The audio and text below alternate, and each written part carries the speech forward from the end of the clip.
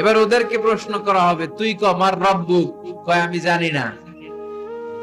কি জানোস? কয় কিছুই জানি না। কি যে জানি না ওইটাও জানি না। দ্বিতীয় প্রশ্ন, ওয়ামা দীনুক, তোর ধর্মের নাম কি? কয় জানি না। ফেরেশতারা কয় আর প্রশ্ন বাকি একটা, তারপরে আঙ্গ খেলা শুরু।